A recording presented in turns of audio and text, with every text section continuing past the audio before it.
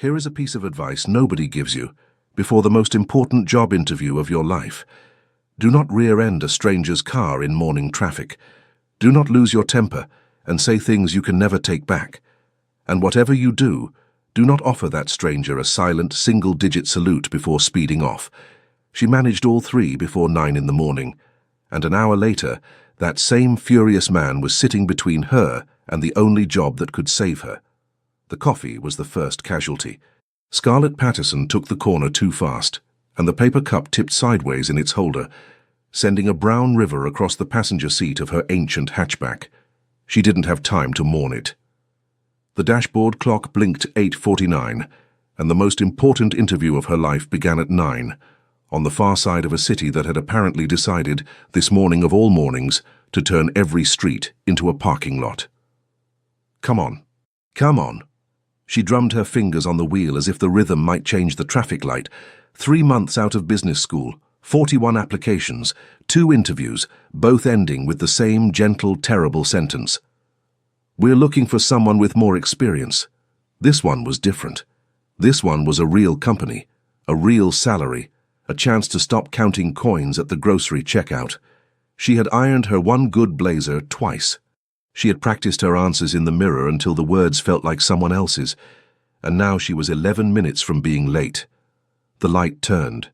She rolled forward, eyes flicking between the road and her phone's map, when the sleek black car 2 lengths ahead did something no car in a hurry should ever do. It stopped, completely, instantly. Scarlett's foot found the brake a half-second too late. There was a soft, almost polite crunch, the sound of her front bumper kissing the back of a machine that probably cost more than everything she had ever owned, combined. For one frozen moment, nobody moved. Then she saw the reason. A small brown dog trotted across the crosswalk ahead, tail high, utterly unbothered, having just cost 2 strangers their morning. The animal reached the curb, sat, and looked back at the wreckage, with what Scarlett could only describe as smug satisfaction. The driver's door of the black car opened. The man who stepped out was tall enough that he had to unfold himself from the low seat, and he did it slowly, the way someone moves when they are deciding exactly how angry to be. He looked at his rear bumper. He looked at her little hatchback, steam of embarrassment practically rising off its dented hood. He looked at her. If this story is touching your heart, show your support. Leave a like, subscribe to the channel, and share it with your friends. Every action helps us keep bringing you new stories full of emotion. Are you serious? He said. Scarlett was already out of her car, because if there was one thing her grandmother had taught her, it was that you never let a man tower over you while you apologize. Except she wasn't going to apologize, not entirely. You stopped in the middle of the road, she said. There was a dog. There is always a dog. You don't slam the brakes for every... She gestured wildly at the now departed troublemaker. You could have warned me. He stared at her, and a muscle moved along the sharp line of his jaw, the only crack in an otherwise infuriating calm. I'm fairly sure the warning is the part where I stop and you also stop. That's how the system works. Oh, the system. She planted her hands on her hips. Forgive me. I didn't realize I was in the presence of the inventor of traffic. You hit me. You ambushed me with a dog. A passing pedestrian slowed to watch, then thought better of it. Somewhere behind them, a horn complained. Scarlett glanced at her phone. 8:53. The number landed in her chest like a dropped plate. I don't have time for this, she announced. You don't have... He let out a short, disbelieving laugh. You drove into my car and now you're the one with somewhere to be. Send me the bill. I'd love to. Give me your insurance and your number. And here was where Scarlett Patterson made the decision that would, though she could not possibly know it yet, rearrange the entire shape of her life. She raised her hand. She offered him a silent, single-digit salute, flashing a bright smile. And she did it with the steady confidence of a woman who has nothing left to lose and a clock running out. Call me any time, she said sweetly. Call me any time. She expected fury. She expected him to shout, to threaten lawyers, to do all the things that powerful-looking men in expensive cars usually did when a person half their size refused to grovel. What she did not expect was for him to laugh. It came out of him before he could stop it, real and surprised, transforming the hard planes of his face into something younger and far more dangerous. He pressed a knuckle to his mouth as if to push the laughter back in, and failed. "You," he said, shaking his head slowly, "are unbelievable. I've been told." She was already backing toward her car. "Lovely meeting you. Sorry about the bumper. Mostly the dog's fault.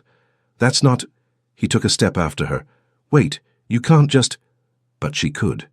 She slid into her hatchback, yanked the door shut, and pulled into the gap that had mercifully opened in front of her, leaving the man, the black car, and that unsettling laugh in her rearview mirror. Her hands were not quite steady on the wheel. She told herself it was the adrenaline of the crash. She told herself she would never see him again, that the city was enormous, that men like that lived in a different world entirely, one with valet parking and assistants who handled their dented bumpers. 8:56. 4 minutes. The address her map was guiding her toward sat dead ahead, a tower of glass and steel that caught the morning sun and threw it back hard enough to make her squint. She found the parking entrance, took the ticket, and exhaled for what felt like the first time in 20 minutes. She fixed her hair in the mirror. She wiped a smear of spilled coffee from her sleeve. She practiced her smile. "You can do this," she told herself. "You have left all of that behind you. Whatever just happened on that street, it's over." She had no idea it had only just begun. Concrete and fluorescent light.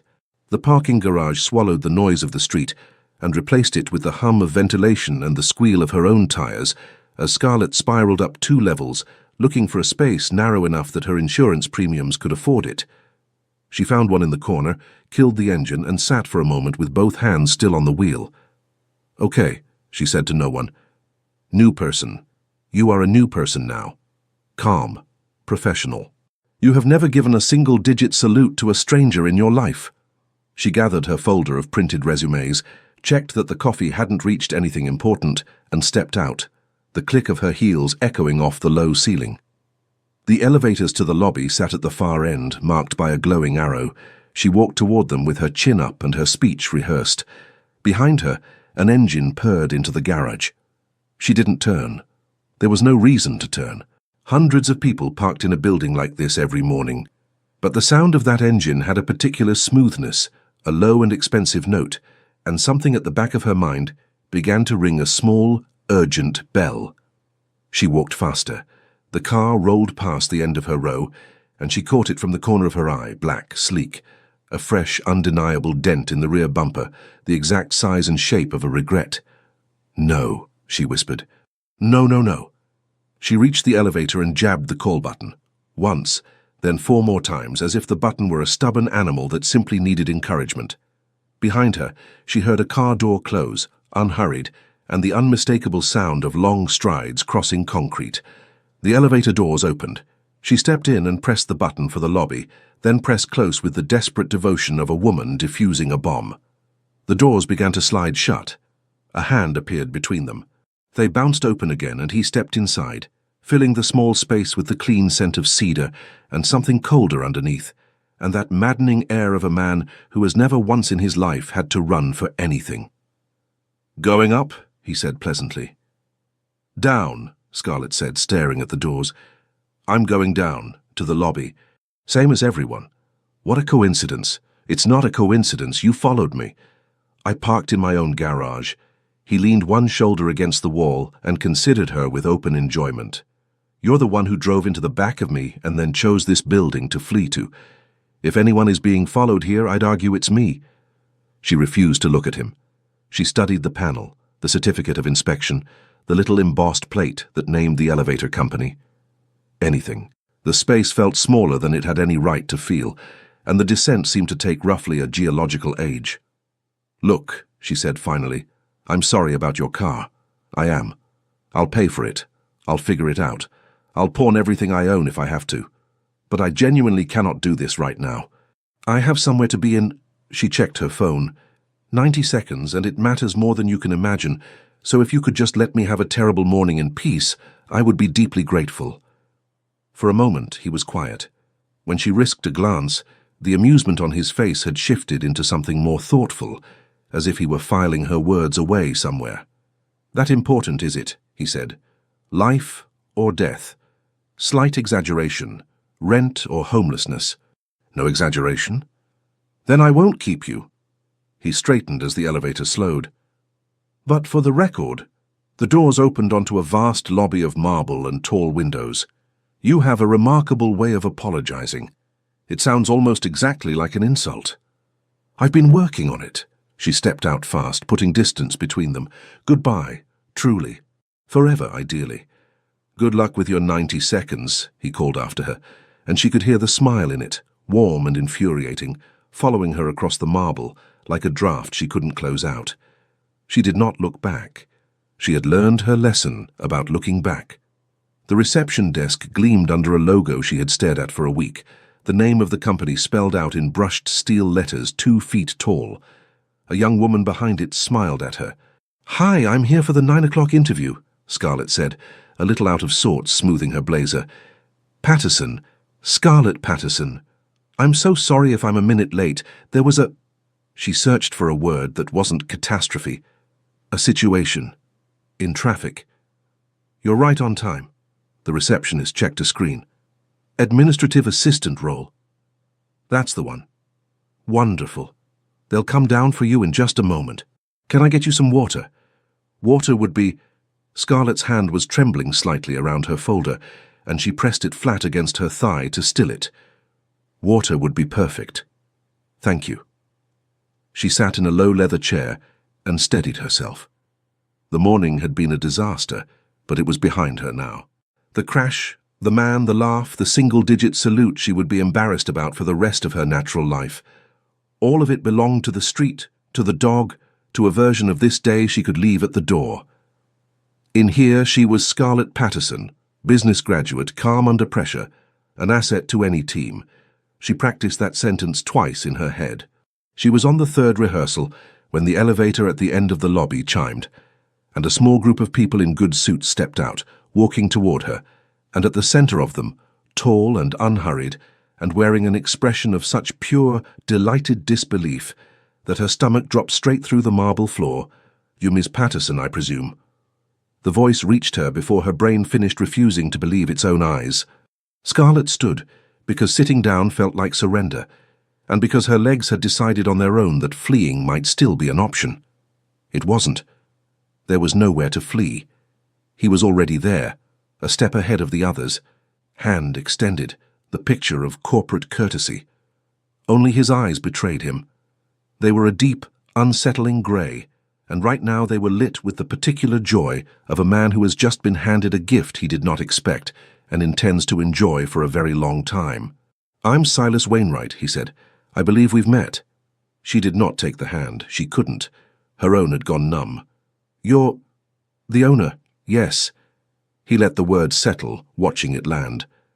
"Founder, chief executive, and as of about 20 minutes ago, the proud operator of a luxury sedan with a brand new dent. Small world, isn't it?" Behind him, a man with kind eyes and a tie slightly askew made a sound that was almost certainly a cough disguising a laugh. The others arranged their faces into professional blankness and pretended to study their tablets. Scarlett's mouth had gone dry.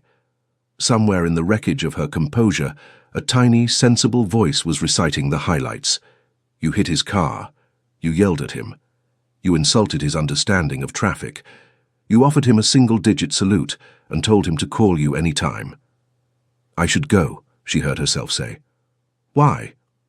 Silas tilted his head. "You came for an interview.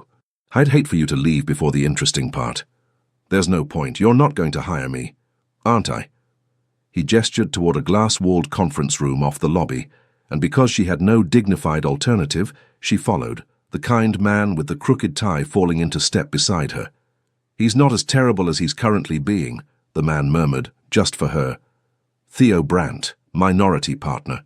I do most of the apologizing around here. Is there a lot to apologize for?" "You have no idea," Theo's mouth twitched. "But I'll be honest with you.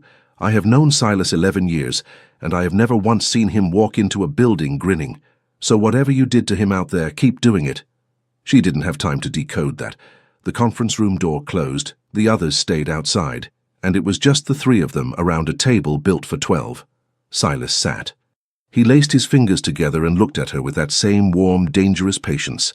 "So," he said, "tell me why I should give you a job." Scarlett opened her folder, Her hands were steadier now because anger was steadier than panic, and a slow, clean anger was rising in her at the unfairness of the whole morning. "Because I'm good," she said. "I graduated top of my class. I'm organized, I learn fast, and I don't fall apart when things go wrong, which you may have noticed for yourself about 40 minutes ago. I noticed you destroyed my bumper. I noticed you stopped in the middle of a busy road. For a dog." "For a dog," she agreed. "Which, fine, is the correct moral choice, and I respect it. And it does not change the fact that you are clearly going to spend the rest of this meeting torturing me, so let's just get it over with. Mock me. Get your money's worth. Then I'll leave and we can both forget this happened." Theo, by the window, pressed his lips together very hard.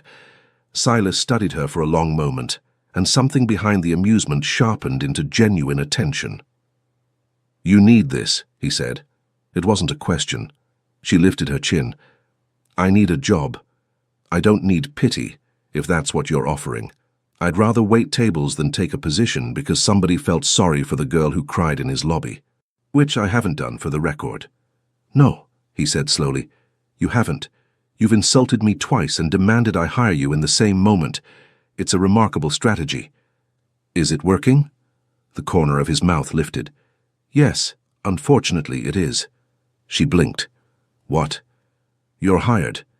He stood, buttoning his jacket, as if the matter were already 3 decisions in his past. "Administrative assistant. You'll report to my office directly. The pay is on the offer sheet Theo will send you, and I promise it covers rent, since that seemed to be the headline concern." Scarlett stared at him. "Just like that?" "Just like that. You don't think it's a little insane to hire someone who crashed into your car and told you to— I've made worse decisions on better mornings." He paused at the door, and the smile that crossed his face then was not cruel, but it was full of trouble, a boy's smile on a powerful man. "Besides, I have a feeling working with you is going to be the most entertainment I've had in years. That's not a reason to hire someone. It's my company. I'll decide what my reasons are." He pulled the door open. "Welcome aboard, Miss Patterson. Try not to hit anything on your way in tomorrow. Some of us have to drive these cars." And then he was gone, swallowed by the suits and the marble and the soft chime of the elevator, leaving Scarlett standing in a glass room with a folder full of resumes she hadn't needed and a job she could not quite believe she had. Theo handed her a business card with a number scrawled on the back. "Offer sheet by noon," he said. "Orientation Monday. And Ms. Patterson?" He glanced at the door Silas had left through and shook his head with something close to wonder. "Buckle up." She walked out through the lobby in a daze, past the receptionist, who gave her a curious smile, past the leather chair where she had rehearsed being calm. The glass doors slid open onto the street into the noise and the sunlight, and she stood on the sidewalk for a long moment, replaying the most disastrous and most successful morning of her life. She had the job. She had the job, and the job came with him. Somewhere across the city, a small brown dog was no doubt sitting happily on a curb, having quietly ruined everything. By the end of her first week, Scarlett had developed a theory. Silas Wainwright did not run a company. He ran a very elaborate machine for making her life difficult, and the company simply happened around the edges of it. The challenges started Monday morning. "I need the Hargrove figures reconciled by noon," he said, dropping a folder thick as a phone book on her desk. "All 4 quarters, cross-referenced. It's 9. Then you're already behind." She did it by 11:40. She set the report on his desk without a word, and had the deep satisfaction of watching his eyebrows climb a 1/4 inch before he smoothed his face back into indifference. "Took you long enough," he said. "You're welcome." Tuesday he asked for a competitor analysis by end of day, then scheduled 3 meetings that ate her afternoon. She finished it at home, sent it at 6:01, and added a single line at the bottom. "Done. Also, the coffee machine on this floor is broken, in case you wanted to make my morning worse some other way." He replied at 6:04, "Noted. We'll arrange." The next morning, the coffee machine had been replaced with a newer, fancier model that required an engineering degree to operate. She stood in front of it for 10 minutes. She was fairly sure she heard him laughing through his office door, so she declared war. It was a quiet war, fought in the small territories of an office. She reorganized his desk while he was in a meeting, lining up his pens by length, turning every picture frame 2 degrees off true, the kind of wrongness that itches without announcing itself. She watched him notice it through the glass wall, watched him stop, frown, and slowly straighten a single frame, and she bent over her keyboard so he wouldn't see her grin. She swapped the expensive single-origin coffee he kept in his office, the one with the handwritten label and the absurd price, for the cheapest grocery store blend she could find, decanted carefully into his fancy tin. He drank half a cup before his face did something complicated. He said nothing. Neither did she. It became the most satisfying secret of her life. She left him notes, yellow squares of pure sarcasm, tucked into the documents he had to sign. "Sign here, Your Majesty. This one too, if it's not beneath you. Try not to enjoy bankrupting me on car repairs." He never mentioned them. But the signed pages came back with notes of his own, in handwriting sharp and fast as the man himself. "Beneath me, but I persevere. The dent says hello. You're enjoying this far too much for someone who owes me a bumper." She was. That was the trouble. She was enjoying it more than she had enjoyed anything in months, and she had no intention of admitting that to a single living soul. "He sounds awful," said Nora on Thursday night, over take-out containers spread across Scarlett's tiny kitchen table. Nora worked in marketing across town and possessed the unshakable certainty of a woman who had never once been rendered speechless by anyone.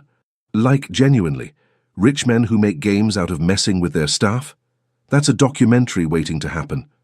It's not a mind game. It's more like, Scarlett searched for the word, sparring. Uh-huh. Nora pointed a chopstick at her. "You've got a look."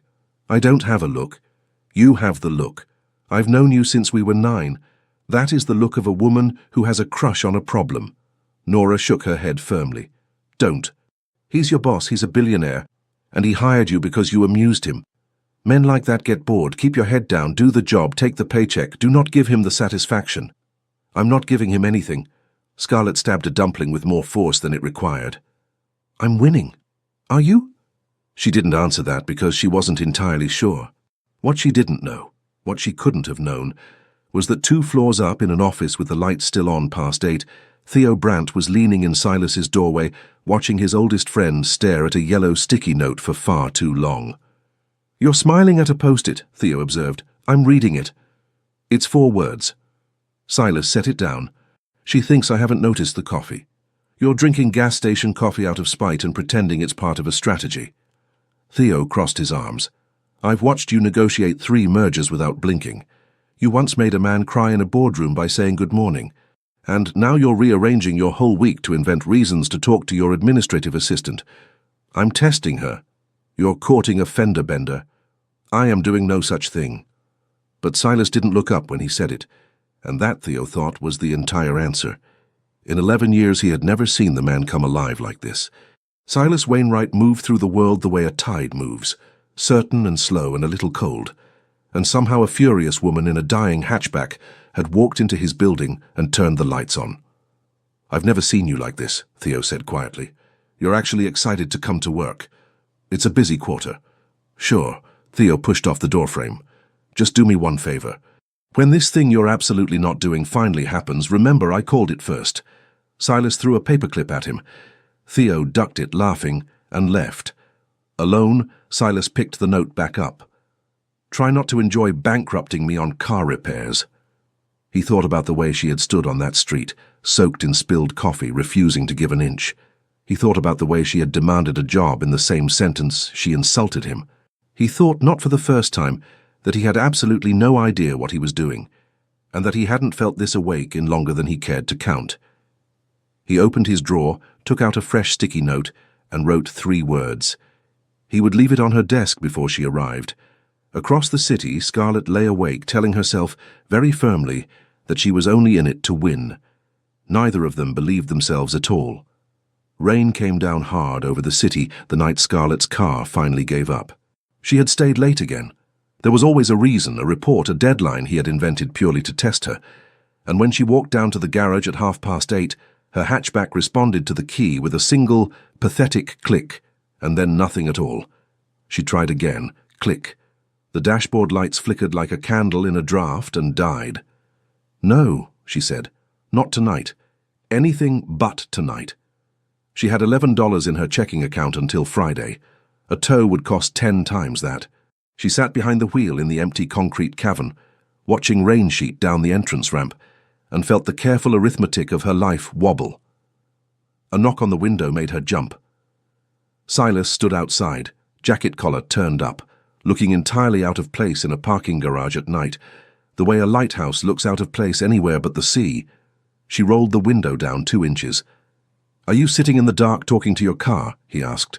"It's a private conversation. It's not starting. It's resting." She pressed her lips together. "It does this. It'll be fine." He looked at the lifeless dashboard, then at her, and she watched him understand more than she wanted him to, that this wasn't a battery to her, it was a crisis, that the woman who had demanded a job in his lobby was rationing dollars behind that bright, sharp front. For one terrible second she thought he might say something kind, and she did not think she could survive his kindness. She would rather he mocked her. So she gave him the opening. "Go ahead," she said. "Make a joke about my terrible car. You've earned it." But he didn't. He simply pulled his phone out. "I keep jumper cables in the trunk," he said, in the bored tone of a man discussing the weather. "It's a liability thing. Company cars. Pull the hood release." "I'm not letting you—" "Ms. Patterson." He met her eyes through the gap in the window, and there was no pity in his, only a kind of stubborn steadiness. "It's a battery. It is the least interesting problem either of us will have all week. Let me jump the car, or we can both stand here in a concrete box being proud at each other until midnight. Your choice." She popped the hood. He worked in the rain that had blown in off the ramp, sleeves pushed up, and got the cables wrong twice and muttered under his breath, which delighted her more than she let on, the unflappable Silas Wainwright defeated by a clamp. When the engine finally turned over, coughing back to life, he slammed her hood shut and came around to the window, hair damp, one streak of grease across his forearm. "Drive it straight home," he said. "Don't stop. The battery needs the run. And get it looked at, because that wasn't the battery's first complaint." "I know." She did know. She'd been ignoring it for weeks. "Thank you," she added, and the word came out smaller and more honest than she intended. "Really?" Something shifted in his face. The teasing fell away for just a moment, and what was underneath it was quieter and harder to look at. "You don't have to make everything a fight, you know," he said. "Yes, I do," she said. "It's the only way I win." He almost smiled. "Go home, Scarlett." It was the first time he had used her name. Not Ms. Patterson, not a barb wrapped around it, just her name, plain, in the rain. She drove the whole way home with the strange weight of it sitting in the car beside her. The next morning he was back to being impossible, which was somehow a relief. "Pack a bag," he announced, dropping a printed itinerary on her desk. 2 nights. Meridian wants the full pitch in person, and they want it Thursday, which means we fly out Wednesday. She looked at the itinerary. Her name was on it, right under his. "We." "You built half the deck. You know the numbers better than the analysts who made them. I'm not walking into the most important meeting of the quarter with people who have to check their notes." He was already turning away. "Theo will sort the travel. Try to own a suitcase that doesn't have wheels falling off it. It's a very dignified suitcase. It's held together with a luggage strap and hope. I've seen it." "When have you seen my suitcase?" But he was gone, the glass door swinging shut behind him, leaving her with an itinerary. A flutter of something she refused to name, and the dawning realization that she was about to spend 2 nights in a hotel in another city with the most aggravating man she had ever met. Theo appeared an hour later with the booking confirmations. He set them down with the careful neutrality of a man defusing something. "You're on the same floor," he said. "That's fine. Lots of people are on floors." "Adjoining, actually, his idea. He said it was about the early prep call." Theo's expression did not change, but his eyes were laughing. "I'm sure that's all it is." "It absolutely is." "Of course." He turned to go, then paused at the door, and for a moment the teasing dropped, and he looked at her with something more serious, almost protective. "He's a good man, Scarlett. Underneath the performance, he just forgot how to show it for a few years, in case that's useful information." It was not useful information. It was deeply inconvenient information, and she thought about it far longer than she should have, all the way through packing her dignified suitcase, all the way to the airport, all the way to the moment she stepped off the plane into a new city and turned to find Silas already watching her, the corner of his mouth tilting up, as if her arrival were the only part of the trip worth showing up for. The restaurant Meridian had chosen was the kind with no prices on the menu and waiters who appeared like polite ghosts. Scarlett sat with her hands folded in her lap so no one would see them grip each other, surrounded by people who discussed millions the way she discussed grocery lists. She was doing fine. She was nodding in the right places.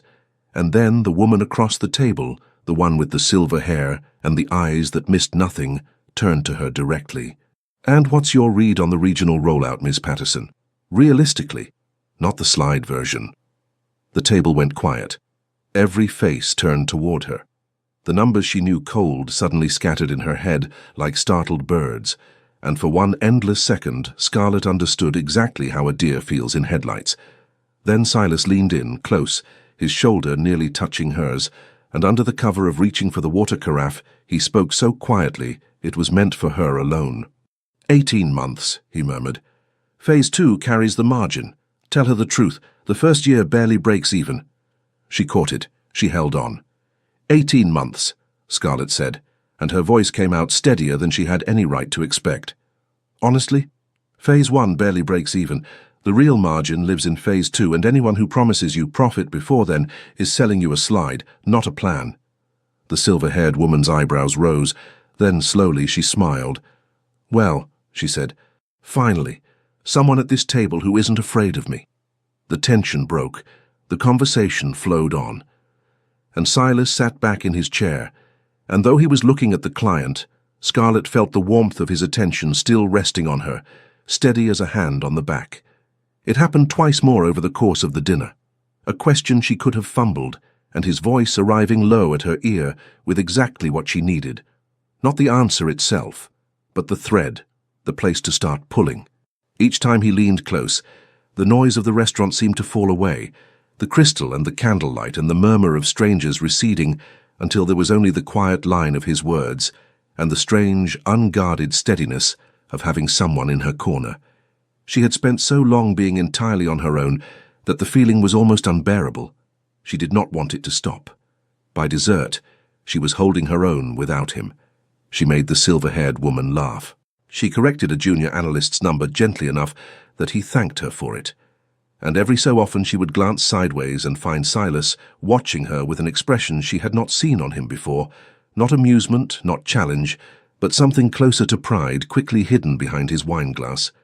They walked back to the hotel through streets washed clean by an earlier rain, the two of them a little apart from the rest of the group, then somehow not with the group at all.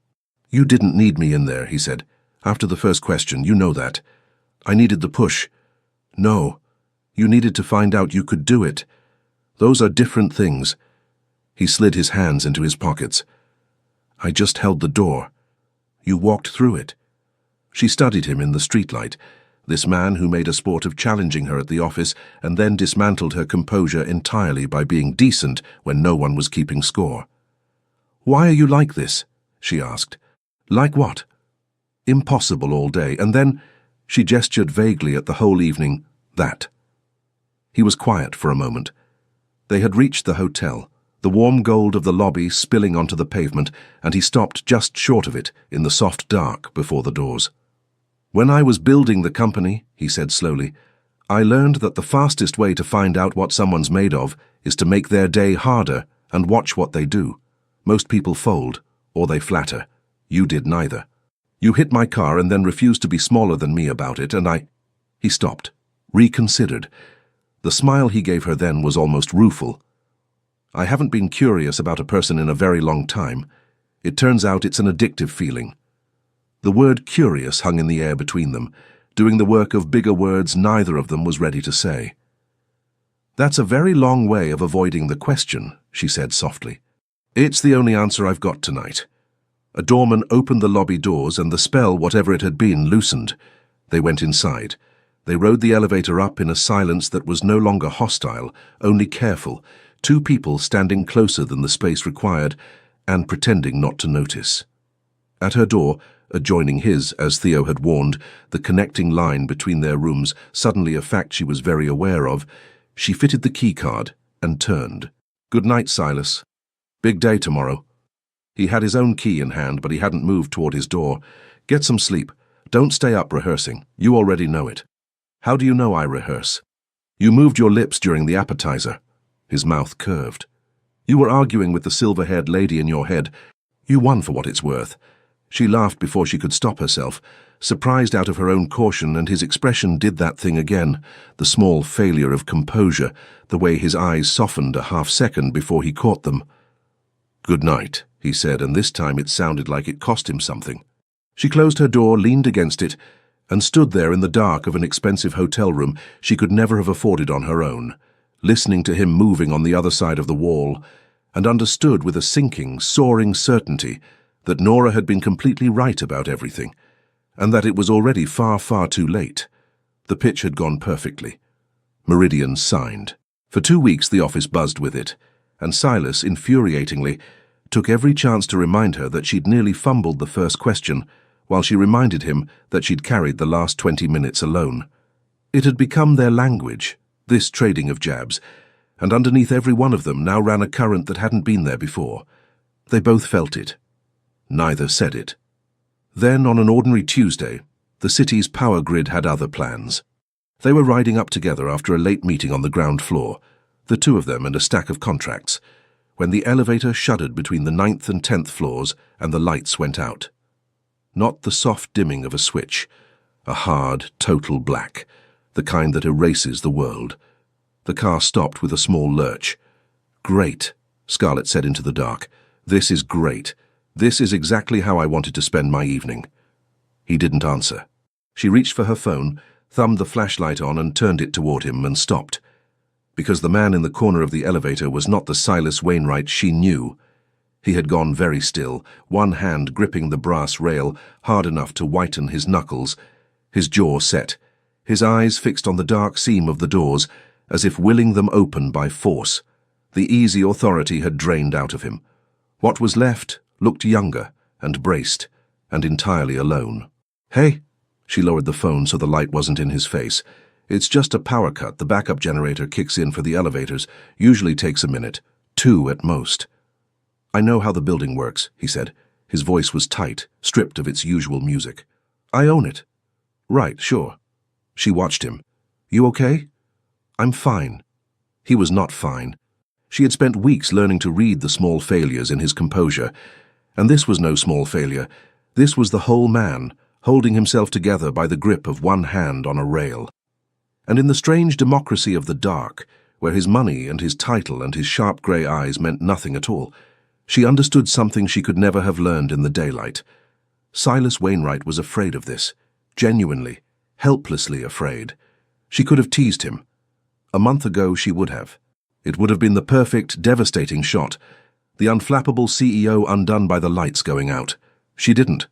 Instead, she did the only thing her panicking brain could offer. She started to sing. It came out badly. It came out terribly.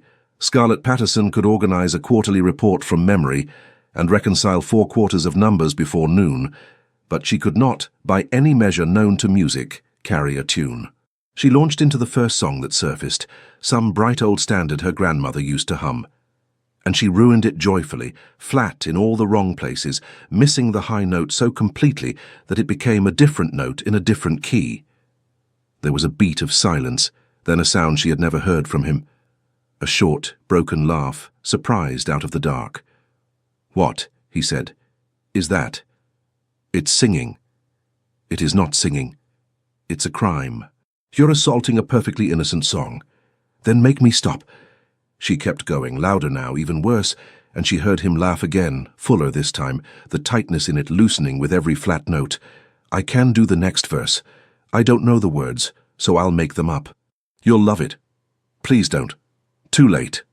And she sang on, inventing lyrics about elevators and dogs and dented bumpers, and somewhere in the middle of the second invented verse, she felt his hand find hers in the dark. She went quiet then. Not because she meant to, because his fingers had closed around hers, warm and certain, holding on the way a person holds the one solid thing in a room that has lost its floor. He didn't say anything. Neither did she. She turned her hands so their fingers laced together and held on back, and the dark, which a minute ago had been their enemy, became the only place in the world where this was allowed to happen. "You're a disaster," he said quietly. The cruelty was gone from it. What was left sounded almost like wonder. "I know. You could have laughed at me. I know that too." She found his eyes in the faint glow of the phone on the floor. "I didn't want to win that one." For a long moment he just looked at her, and she watched the last of the armor come down, watched the man appear behind the CEO, tired and human, and holding her hand in a stuck elevator like it was the bravest thing he'd done all year. "When I was small," he said, so low she almost missed it, "there was a storm. The power went out for 3 days. No one came." He stopped. "I don't talk about it. I don't know why I'm telling you." "Because it's dark," she said gently, "and the dark makes people honest. It'll be our secret. I'm very good at secrets. Ask your coffee." That startled another laugh out of him, softer, and his grip on her hand tightened, grateful. The generator chose that moment to wake. The lights flickered, surged, came back gold and ordinary, and the elevator began, with a complaining hum, to rise.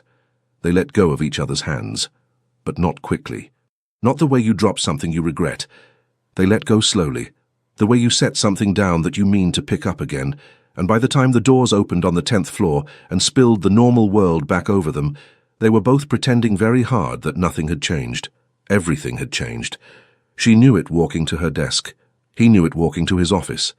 And that night, alone in his apartment high above the lit-up city, Silas stood at the window for a long time, looking out at the ordinary glow of 1,000 windows, thinking about a terrible song and a small, warm hand that had refused to let him be afraid by himself.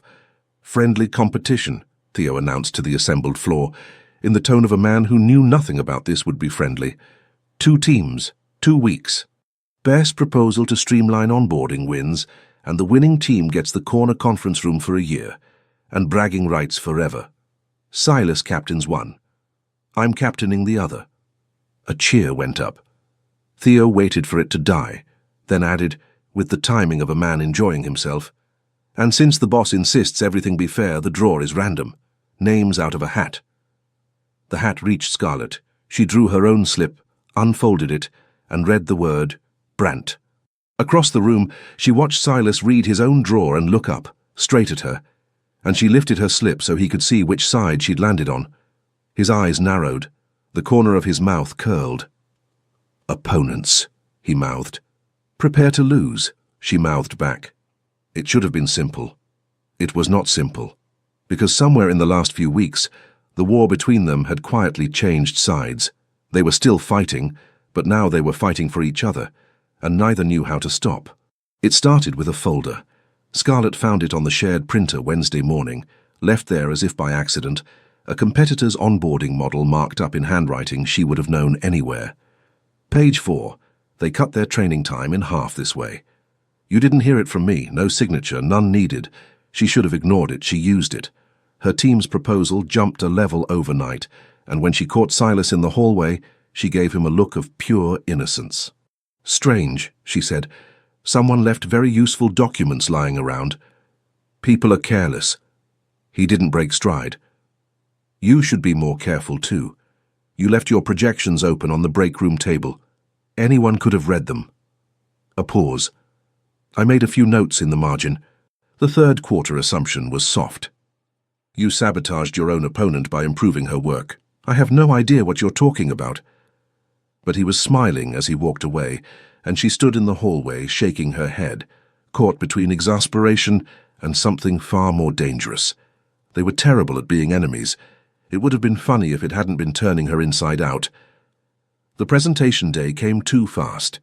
Both teams gathered in the big conference room, the projector warm, the corner office on the line. Scarlett's team went first, and she stood to run the demo, and that was when her own feet betrayed her. She had risen too quickly, caught the leg of her chair, and the floor came up at a bad angle. The room tilted. Her folder went flying, papers fanning across the carpet, and she pitched sideways with the specific horror of someone about to fall in front of 40 colleagues. She didn't hit the floor. An arm caught her around the waist, sure and fast, and pulled her upright against a steadiness that had crossed half the room before she understood he had moved at all. Silas. Of course it was Silas. He had come out of his chair without a thought, the way a person reaches to catch something precious before the mind has weighed in, and now he was holding her, his arm firm at the small of her back, her hand braced flat against his chest, the whole room frozen around them. Time did something strange. It went slow and wide. The projector hummed. Somewhere a phone buzzed and no one answered it. She was aware of nothing but the steadiness of him, the way his eyes searched her face. Not for the papers, not for the meeting. Only for her. Are you all right? Asked without a single word. You can let go, she said. It came out barely above a whisper. I will. He didn't. A beat passed. Then another. The hold lasted exactly 1 moment longer than catching a falling colleague required, and they both knew it, and the entire room knew it, and Theo, by the window, put a hand over his mouth. Silas released her slowly, making sure she had her feet. He bent and gathered her scattered papers into a neat stack and handed them back without a word, and only she was close enough to see that his hand was not entirely steady as he did it. "Thank you," she managed. "Try not to make a habit of it." His voice had gone rough at the edges. "I can't catch you in every meeting." "No?" He looked at her, and for one unguarded second, the answer was written plainly across his face. "I would, actually, every single time," before he turned and walked back to his seat as if nothing at all had happened. Scarlett ran her demo. She didn't remember a word of it afterward.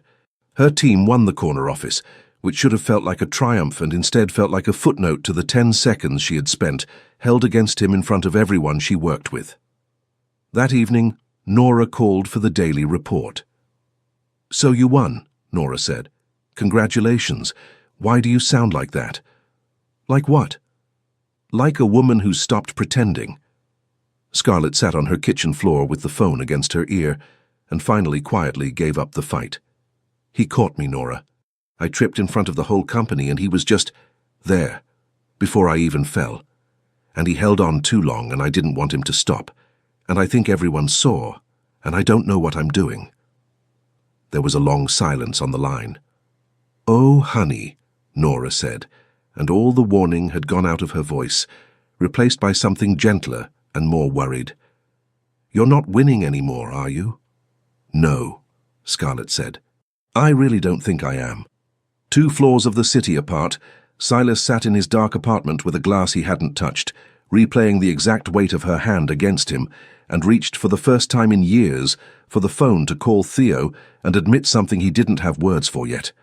The first cheesecake appeared on a Monday. It sat in the middle of her desk in a small white box, a single slice, with a yellow note stuck to the lid in handwriting she'd been reading for 2 months. "You mentioned this once. I assume you'll complain it's the wrong kind." She had mentioned it once. Weeks ago. In passing, to Theo, during a conversation she'd assumed Silas hadn't even been in the room for.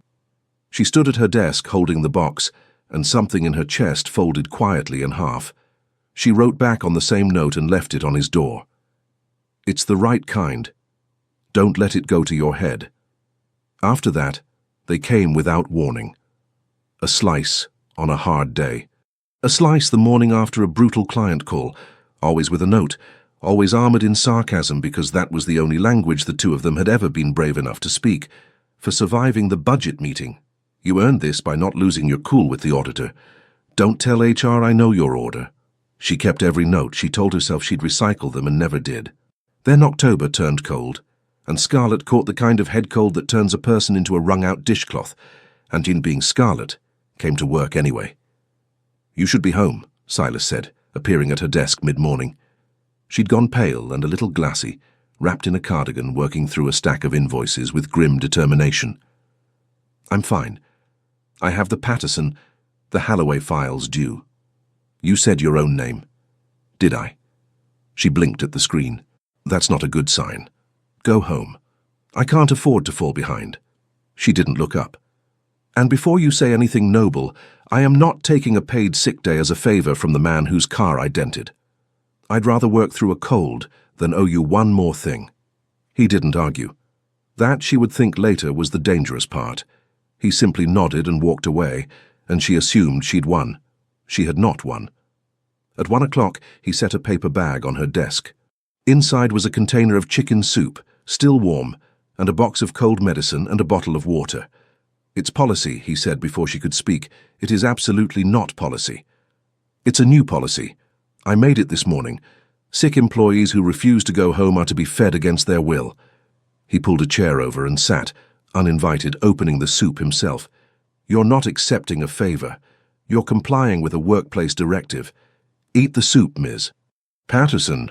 This is the most ridiculous—" "Eat the soup." She ate the soup.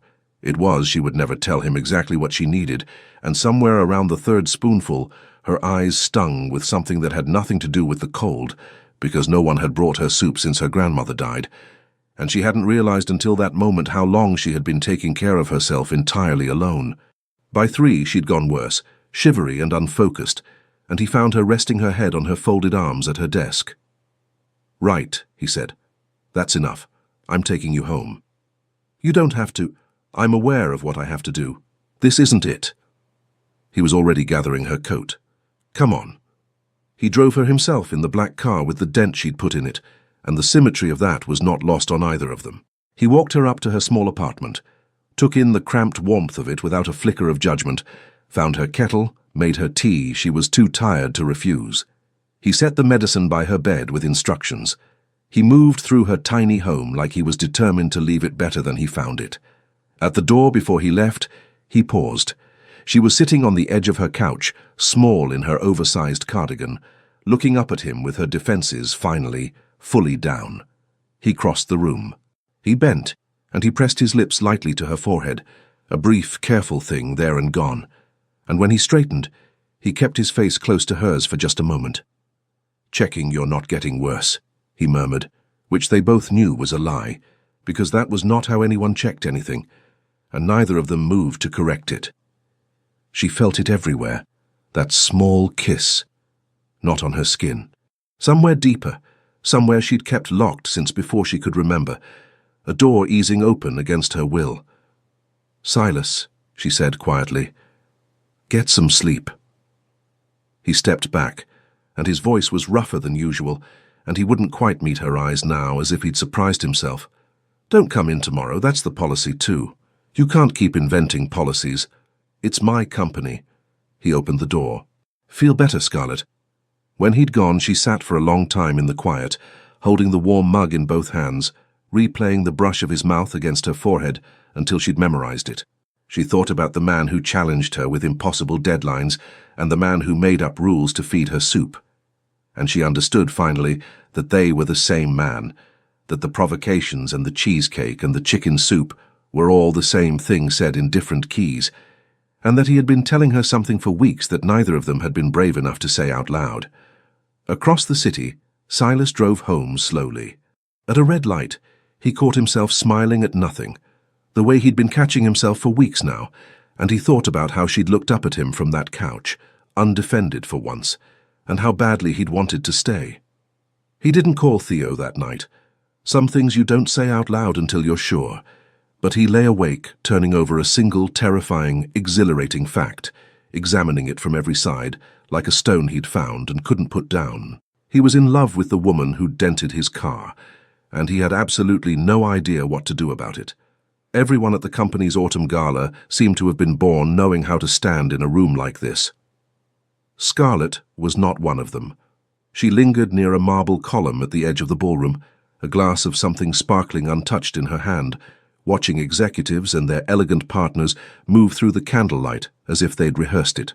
She'd spent a week's grocery budget on the deep green dress and borrowed her courage from somewhere she'd have to return it to later. Still, she felt like a clerk who had wandered into a painting. "You're hiding," said a voice at her shoulder. She didn't have to turn to know him. "I'm observing." "You're hiding behind a column observing." Silas came to stand beside her, devastating in a dark suit, holding 2 glasses, though she already had one. "I've been here 40 minutes and you haven't moved from this spot, I checked." "You've been watching me for 40 minutes?" "I've been aware of you for 40 minutes, he corrected. "There's a difference. One of them is creepy." She laughed, and some of the tightness in her shoulders let go. "I don't belong in here, Silas. These people summer in places. I've never summered anywhere. I've barely autumned." Neither had I once. He said it simply, looking out at the room. "I grew up with nothing. Everyone here thinks I was born in a good suit. I wasn't. I learned the room, so can you." The band, tucked into an alcove of ferns and gold light, slid into a slow waltz. Couples drifted toward the floor. Silas set both glasses down on the nearest surface and held out his hand. "No," she said immediately. "Absolutely not. I don't dance. You've seen me walk across a flat floor and fall over my own feet. Now you want to add music and witnesses. I want exactly that. I'll embarrass you. Scarlett." His hand stayed out, steady, patient. "I have spent 2 months watching you walk into rooms full of people who could ruin you and refuse to be afraid of a single one of them. You are not going to be defeated by a waltz. Take my hand." She took his hand. He led her onto the floor and turned her gently to face him, and his hand settled at her back, sure and warm, the way it had settled the day he'd caught her falling. "Left foot back," he murmured, close to her ear so no one else could hear the lesson. "Now side, now together. Don't look down, look at me. I've got the counting. All you have to do is trust the hand at your back." That's a lot to ask of a hand I've insulted repeatedly. It holds no grudges. Back, side, together. She stumbled on the 3rd step. His arm tightened, caught her, smoothed the misstep into a turn as if she'd meant to do it, and no one watching would ever have known. "Relax," he said, his voice low and even against the music. "I won't let you fall." And she understood in the warm gold blur of that sentence that he was not talking about the dance at all. She looked up at him. He was already looking down at her, and the careful distance they'd both maintained for 2 months had simply dissolved somewhere between back and together. The band played on. The other couples turned around them in soft, unhurried orbits, but the ballroom had narrowed to the space between his face and hers, the candlelight catching the grey of his eyes and turning it almost silver, and she stopped counting steps because her feet had stopped needing to be told. "You're not counting anymore," he said quietly. "Neither are you." "No." His hand spread a little wider at her back, drawing her the smallest fraction closer. "I lost the count somewhere around the part where you looked at me like that." "Like what?" "Like you've stopped pretending this is a war." She had. They both had. The music swelled and softened, and his head bent toward hers, slow, asking, giving her every chance to step back. She didn't step back. The fern gold light, the distant clink of glasses, the perfume of someone's gardenias, all of it gathered into one held moment, the kind that arrives once and changes the weather of a whole life. Her eyes drifted closed. He was so close now. The space between them was nothing at all. "Silas, there you are!" They broke apart as if the floor had tilted. A silver-haired man in a tuxedo, a Meridian board member, Scarlett registered dimly, the worst possible person, was already crossing toward them, hand outstretched, oblivious to what he'd shattered. "I've been hunting you all night. We need 2 minutes on the Q4 timeline before I lose my nerve and my wife drags me home." "Of course," Silas said. His voice was perfectly smooth. Only Scarlett, still close enough to see it, caught the flicker of something raw cross his face before he buried it. "Give me 1 moment." The board member nodded and stepped back to wait. Silas turned to her. For a second, neither of them spoke. There was nothing safe to say in a ballroom full of people they worked with. "Don't go home behind a column," he said finally, very low. "Save me the last dance. We'll finish the lesson." "And what lesson is that?" The smile he gave her was unlike any she'd collected from him so far. Not the troublemaking boy, not the sharp executive, but something open and almost afraid. "I haven't decided yet," he said, "but I'd like to find out with you if you'll let me." Then he was gone, swallowed by business and obligation, leaving her alone in the middle of the dance floor with her green dress and her racing thoughts and the precise, devastating memory of how close she had come. She did not hide behind the column again. She stood exactly where he'd left her, in the center of everything, and for the first time all night she didn't feel like a clerk who'd wandered into a painting.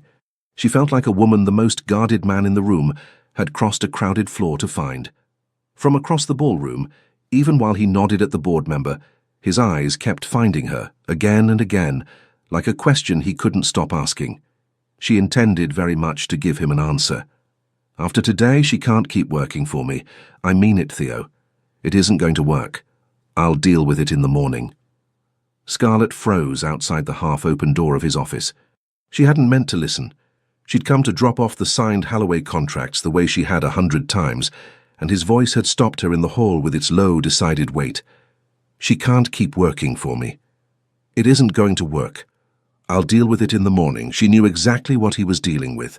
3 days ago, one of her sticky notes, a sarcastic one meant only for him, something about the Meridian people being allergic to plain English, had ridden into a board meeting stuck to the back of a contract, and a very important, very humorless director had read it aloud, and the room had not laughed. Silas had smoothed it over. He'd told her not to worry. Apparently he had been lying. She stepped back from the door before he could see her. The hallway tilted, the same sick angle as the day she'd nearly fallen, except this time there was no arm to catch her. Of course. Of course. She'd let herself believe the cheesecake and the soup and the waltz meant something, that a man like that could look at a woman like her and see anything other than entertainment, and now the entertainment had embarrassed him in front of the people who mattered, and the game was over. She walked back to her desk on stiff legs. She opened a blank document. She typed letter of resignation across the top, and her hands were perfectly steady now because hurt, like anger, made her steady. She would not be fired. She would not stand in that glass office and listen to him let her go gently, kindly, the way he did everything, with a joke to soften it. She would leave on her own feet, with whatever dignity she'd arrived with. She printed the letter. She signed it. She picked up the small box she kept under her desk for exactly this, because a girl who'd been told no experience 41 times always kept a box ready, and she began to pack. She was halfway to the elevators, coat on, box under her arm, letter in her fist when she heard him. "Scarlett." She didn't stop. "Scarlett, wait." Footsteps behind her, fast, the unmistakable sound of Silas Wainwright doing something he never did, hurrying. "Where are you going?" "It's 4 in the afternoon." "What's the box?" "I'm saving you a conversation." She jabbed the elevator button. "You can keep the cheesecake money. Consider us even on the bumper." "What are you—" He caught up, and she heard him actually read the letter as she clutched it, heard the exact moment he understood. "You're resigning." "You're firing me. I'm just faster than you. I've always been faster than you." The elevator wasn't coming. She turned and walked for the stairwell instead, and he came right after her, and somewhere behind them, around the corner, Theo's head appeared from the conference room with the wide eyes of a man watching a slow-motion collision. "Scarlett, stop walking."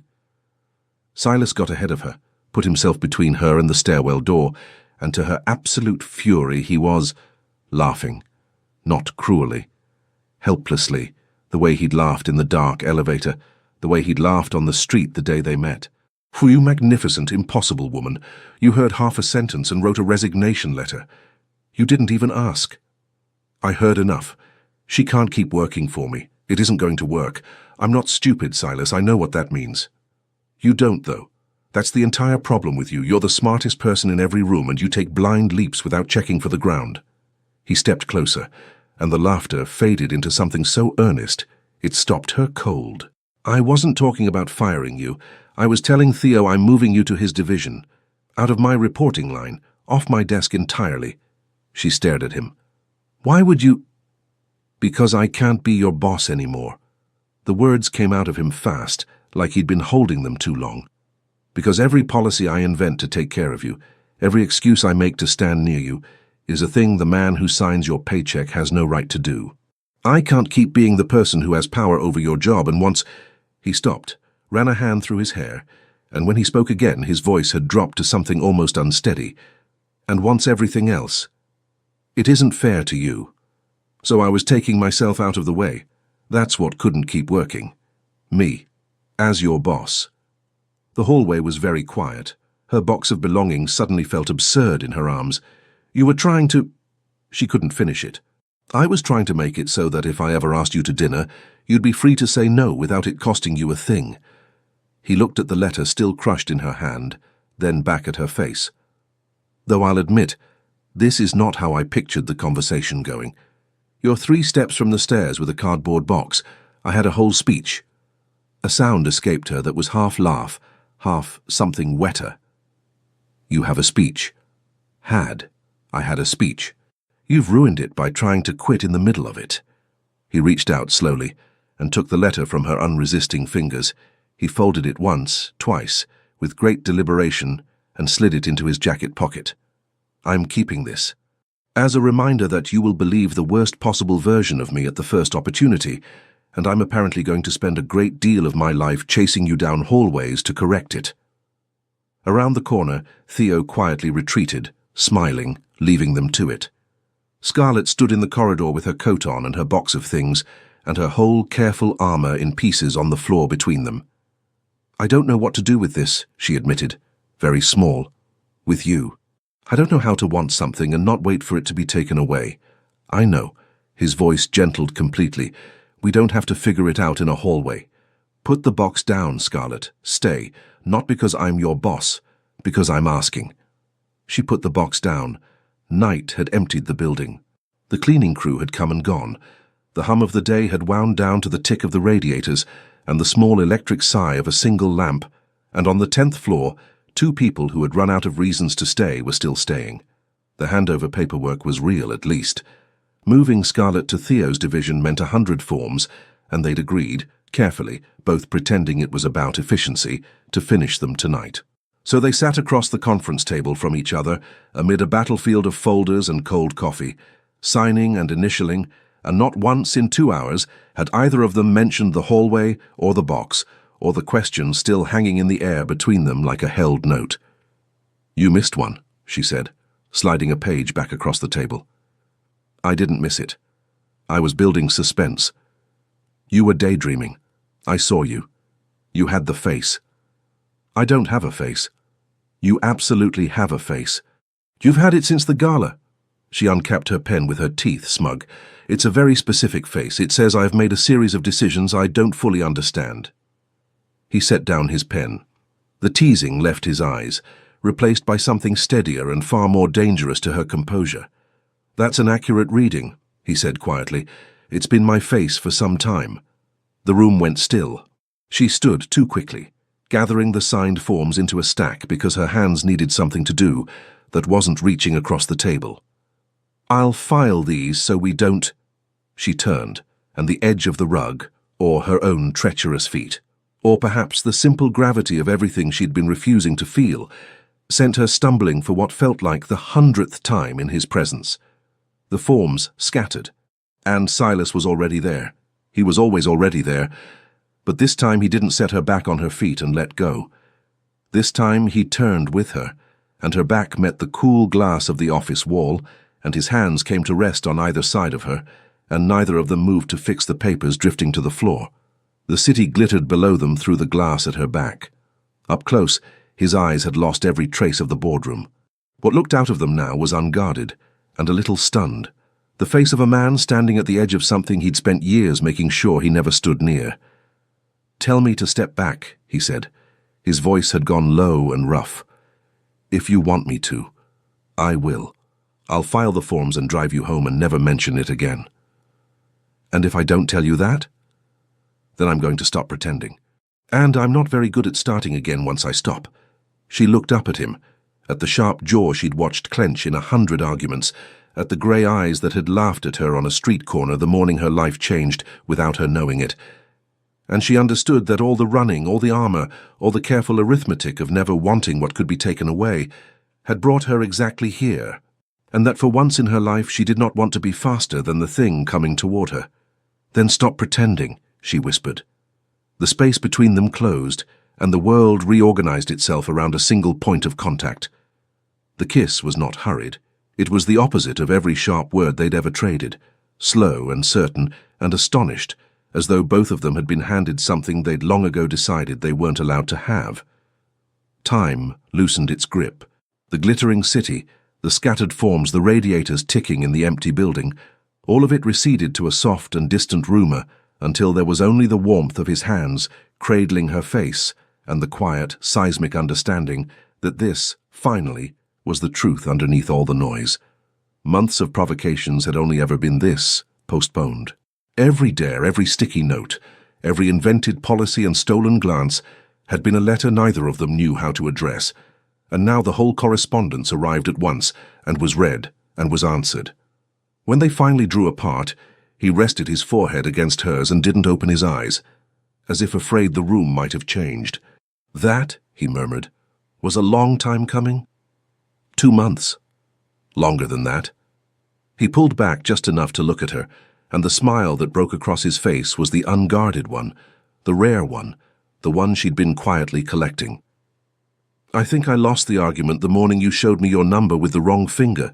A laugh shook out of her, watery and bright. You're never going to let that go, are you? Never. I'm going to tell that story at every important occasion for the rest of my life. He tucked a strand of hair behind her ear, the gesture careful, almost disbelieving that he was allowed it. The day a furious woman dented my car and my entire life with it. That's the most ridiculous, sentimental thing you've ever said. Get used to it. He kissed her forehead, then the corner of her smile, unhurried. I've been saving it up for years. You're going to get swept away by it.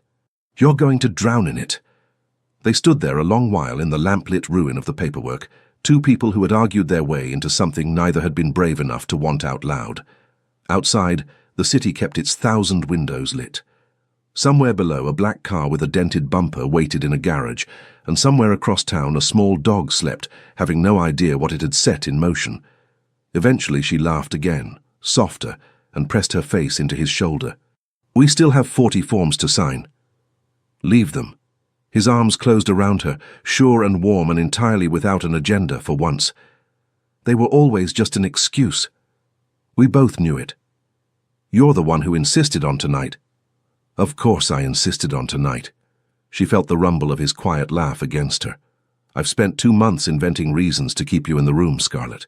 I wasn't going to stop on the one night it finally worked. I'd like to schedule a meeting, Silas said, leaning in her office doorway, her new office, 2 floors down in Theo's division. Friday evening, to discuss your professional development. Scarlett didn't look up from her screen. My professional development. Critical topic. Requires a private setting. Candles, possibly. A tasting menu. He examined his cuff with great seriousness. I've heard the restaurant on Vere Street takes these matters very gravely. Reservations at 8. That's the most expensive restaurant in the city. Is it? I hadn't noticed. His mouth twitched. Wear something that isn't held together with a luggage strap and hope. That was my suitcase. It was a metaphor for your whole life. 8 o'clock, Miss Patterson, don't be late. I know how you drive. She wore deep red, and when she stepped into the restaurant on Vere Street, he stood from the table so fast he caught the edge of it, and a man who had never in her memory fumbled anything, fumbled his own napkin to the floor. You're staring, she said, sitting. I'm allowed now. He sat back down, recovering, though the tips of his ears had gone faintly pink. It's a documented benefit of the arrangement. The restaurant was everything he'd promised and worse, or better, depending on how a person felt about candlelight that made everyone look like the truest version of themselves. They had spent 3 months in this strange electric circling, and a handful of careful weeks since the night in the empty office, learning the shape of being together in private. But this was different. This was a table for 2 in the open, in a room full of strangers, nothing to hide behind and no paperwork to pretend about. For a while they were almost shy with it. Then he set down his glass, and the joking fell away from his face, and what was left was so plain and unprotected that it stopped her hand halfway to her own. I rehearsed this, he admitted, in the car, which I never do. I run companies off the top of my head, and I rehearsed a dinner like a boy before a recital. He turned the glass slowly by its stem. I spent a long time, Scarlett, building a life where nothing could surprise me, where I always knew the ending before it came. It was a very good life. It was also the loneliest thing I've ever made, and I didn't even know it until a woman drove into the back of my car and called me an idiot in traffic and refused, from that second to this one, to be anything other than exactly herself. She opened her mouth. He shook his head gently. Let me finish, I'll lose it otherwise. I've never met anyone who makes me laugh the way you do, who argues with me like I'm worth the argument, who saw me at my smallest in the dark and sang a terrible song instead of using it against me." His voice roughened. "I don't want the life where I know the ending anymore. I want the one where you're in the room, and I have no idea what's about to happen. I want that one with you for as long as you'll have me." The candle blurred. She blinked hard, because she refused to cry in a restaurant with cloth napkins and lost anyway. "You're impossible," she said when she could. "You know that. You're arrogant and you cheat at office competitions, and you invent fake policies, and you have tortured me since the day we met. I'm aware of the charges.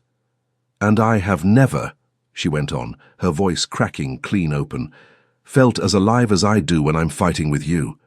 I spent my whole life keeping everything small so it couldn't be taken from me, and then you just barreled in with your soup and your cheesecake and your terrible patience and made me want something enormous. I was so angry at you for that. I'm still a little angry at you for that." "Good."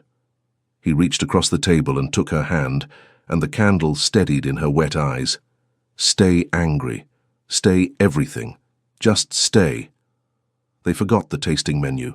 It arrived course by exquisite course, and they barely touched it, too busy with the far older business of two people finally telling the truth.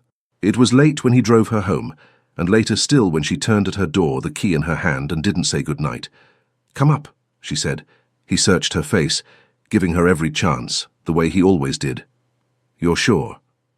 "I've never been more sure of anything I was terrified of." Inside, the small apartment held them gently. He cupped her face the way he had in the empty office, and this time there was no glass wall, no scattered forms, no morning that would call either of them back. The careful distance they had guarded for so long dissolved entirely, and what rose in its place was not longing but homecoming, the deep, steadying recognition of a person who has found, against all odds and arithmetic, the one place they are wholly safe. The city sounds faded beyond the window. The hours softened and let go. Whatever the night held, it held as a confidence between the two of them alone, a trust given and a trust kept, and the world drew its kind discretion around them like a closing door. When morning came, thin and gold through her curtains, she woke to find him still there, which some frightened part of her had not let her believe he would be. He was watching her with an expression of such uncomplicated wonder that she had to look away from it. "You stayed," she said. "I keep telling you." He brushed the hair back from her face. "I'm done being faster than this. You're stuck with me, Scarlett Patterson, dent and all." She laughed into the pillow, and he pulled her close, and for a long while neither of them found any reason at all to get up. Outside, the ordinary city went about its business, never guessing that two of its most stubborn people had quietly stopped running on the very same morning, in the very same bed, having finally lost the only argument that ever mattered. 6 months can rearrange a life.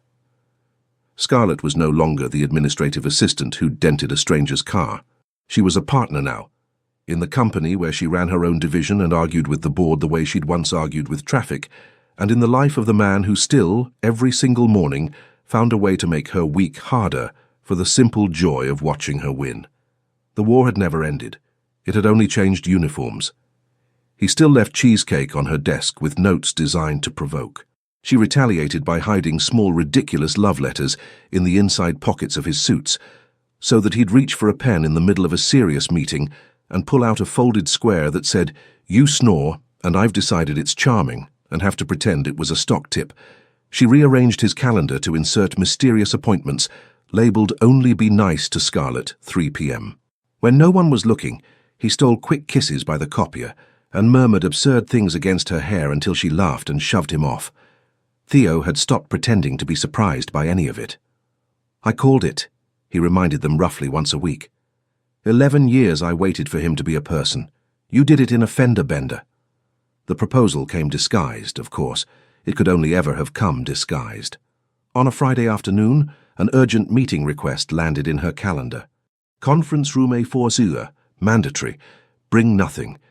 She rolled her eyes, certain it was another of his invented emergencies, and marched in ready to fight about whatever he'd dreamed up. She stopped in the doorway. The long table was gone. In its place stood every white peony she'd ever mentioned loving, banked along the windows until the room looked like spring had wandered in and decided to stay. The projector was on, and on the screen, in the brutal corporate font of a quarterly review, was a slide titled Preliminary Findings, The Scarlett Patterson Effect.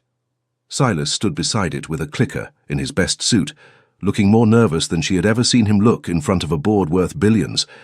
"Thank you for coming," he said. "I'll keep this brief. I've been collecting data." He clicked.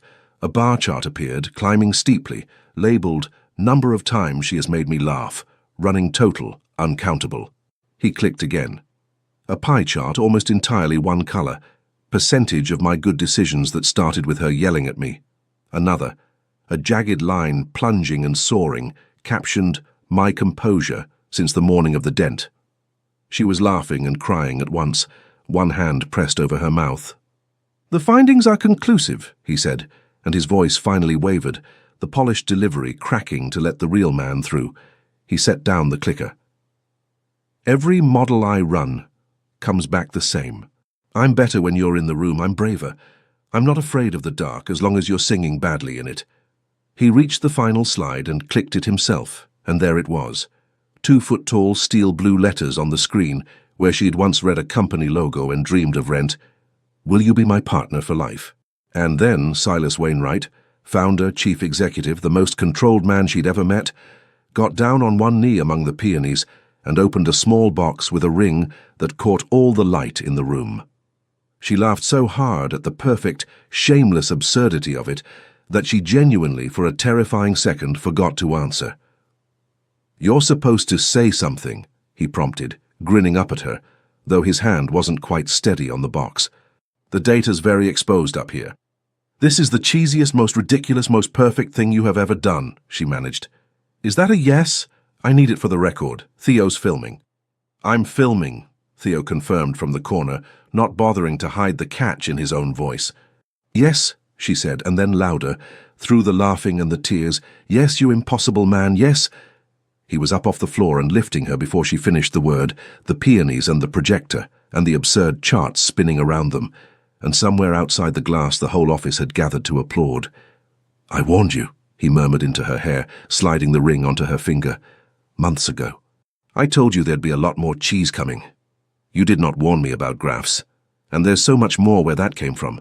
Anniversary slideshows, birthday spreadsheets. I'm going to romance you with quarterly reports for the rest of your life." "God help me," she said, and kissed him, and the office cheered louder. 1 year later, in the kitchen of the house they'd bought together, bright and a little chaotic and entirely theirs, Scarlett stood by the window turning a small white stick over and over in her hands. She heard his key in the door, heard him drop his bag, call her name the way he always did, the question already in it. She had time to compose herself and chose not to. She wanted to see his face. "You're home early," she said, when he came into the kitchen. "I left a meeting. I told them my wife was more interesting." He stopped reading her, because he had become very good at reading her. "What is it? You've got a look. You have the look. Last time you had that look, you'd reorganized my entire office." She handed him a small gift box tied with ribbon. "I scheduled a meeting," she said. "Conference room, this kitchen. Topic, your next most important project." He opened it slowly. Inside, nestled in tissue, was a tiny pacifier and a note in her familiar teasing hand. "Arrives in approximately 9 months. Try not to be late. I know how you drive." He looked at the pacifier. He looked at her. He looked at the pacifier again. The clicker-confident, board-conquering Silas Wainwright opened his mouth and produced no sound at all, and reached out to steady himself against the counter as his legs forgot their job. He tried. You're going to be a father," she said softly. "My love." He crossed the kitchen and lifted her off her feet, spinning her once, twice, laughing and saying, "I can't believe it. I can't believe it," into her shoulder, until they both sank onto the couch in a tangle, giddy with joy, already arguing, happily, hopelessly, about whose stubbornness the baby would inherit, and which of them would get to teach it the truly important things, like how to win an argument, and how to sing badly in the dark, and how exactly you dent a man's car and accidentally drive straight into the rest of your life. Leave your comment and share this story with someone special. It truly helps us keep bringing new stories to you. And if you want to follow every chapter of this emotional journey, subscribe to the channel and turn on the notification bell. Your support makes all the difference.